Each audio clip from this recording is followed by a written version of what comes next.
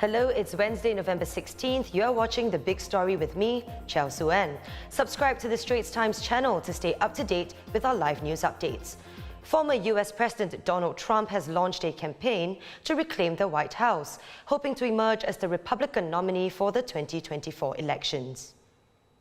America's comeback starts right now. It is unusual but not unprecedented for a former president to seek his oath office. Herbert Hoover was the last to try unsuccessfully in 1940.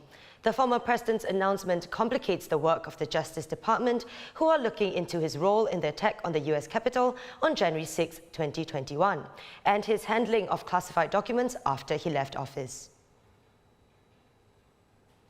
For more on Mr. Trump's bid for the White House, we're joined by US Bureau Chief Nirmal Ghosh in Washington, D.C. Thanks for joining us, Nirmal. So why is the former president running again, particularly considering all the controversy he's been embroiled in? What's his motivation? Well, his motivation, the way he tells it at his rallies, the way he told it when he announced his candidacy, is to save the United States. He says the United States is a nation in decline, it is a failing nation, it is being laughed at by foreign adversaries who do not take it seriously, whereas they took it seriously when he was president. He points out, of course, the mistakes, what he says are the mistakes of the Biden administration that he will fix. Weak and open borders, millions of migrants coming through, of course, inflation. And he says he wants to set all that right and restore the respect America has had during his presidency. He mentions the destruction of the Islamic State under him, so on and so forth, and contrasts it with the chaotic withdrawal from Afghanistan under the Biden administration, allowing Russia to invade Ukraine. He said it should never have happened, allegedly coming close to nuclear war. These are all pretty familiar talking points to fire up the base. And on a personal level, he is Donald Trump. He craves attention. He probably craves the presidency. He will never cede the stage to anyone. And he believes also that he should really be the rightful president. He insists the 2020 election was stolen. And most of his base believes that too, without any evidence of that ever emerging to stand up in any court of law. But they believe it. And he wants to vindicate himself. It's also the politics of revenge. As you said, there are investigations and cases against him. Well, while no American is supposed to be above the law, of course, becoming president is one way to make them go away. The Select Committee, for example, the House Committee investigating the January 6, 2021 insurrection, the attack on the Capitol, will basically now be disbanded that the Republicans get a majority in the House, which is going to happen perhaps even as we speak. So do you think Mr. Trump has a serious chance at becoming president again? And how will the Republican Party deal with him running for the White House? You cannot count him out. He has a fiercely loyal base. But the fact that the Democrats did better than expected in the midterms, they have kept the Senate, they will lose the House, but narrowly, but they will still lose the House. That has eroded his brand. And many in the Republican Party are saying, look, he lost his own midterm elections in 2018, he lost in 2020, and in these midterms where he spearheaded the Republican campaign across the board, they did not do so well. So this is a repudiation of Donald Trump in a way. And if it is, does the party have a future with him at all?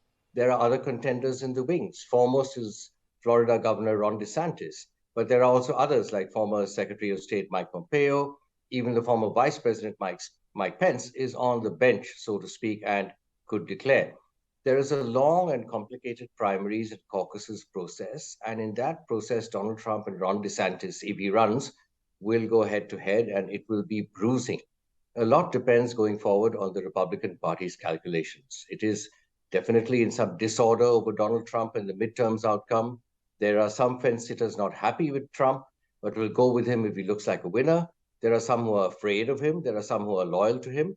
But there are also some who are saying we need to get past Donald Trump. He is not winning elections.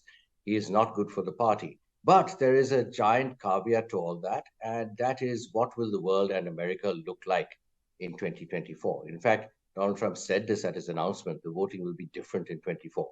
So in short, can't count him out, but he's not a sure shot either.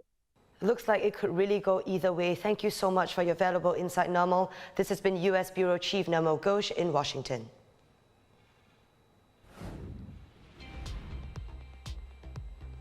In local news, the Singapore Civil Defence Force will deploy a pair of its new emergency vehicles in early 2023, which will take its firefighting and rescue capabilities to new heights, literally.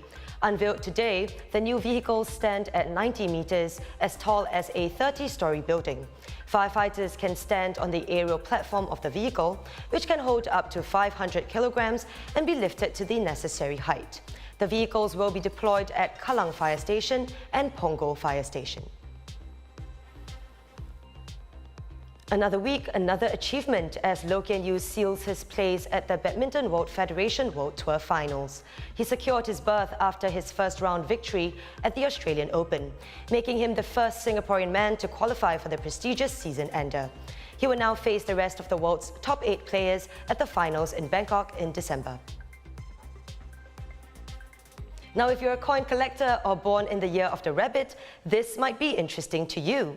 The Monetary Authority of Singapore has unveiled a new line of 10 collectible 2023 Year of the Rabbit Almanac coins. The coins, to be issued on January 1st in 2023, feature a rabbit against the backdrop of East Coast Park, one of Singapore's urban getaways. Each coin features different metallic compositions, shapes and minting relief effects, and all except the most common nickel-plated zinc one will come with a serialized certificate of authenticity. Pre-orders can be placed with the Singapore Mint from 16th November to 16th December this year. But you should be prepared to part with a pretty penny for some of the rarer coins, with the most expensive coin, a 5 troy ounce, 999.9 fine gold proof coin, listed for over $21,000 on the Singapore Mint's site.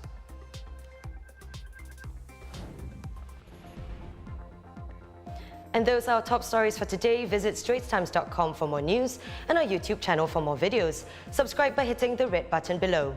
I'm Chow Suan, and I'll see you tomorrow on The Big Story.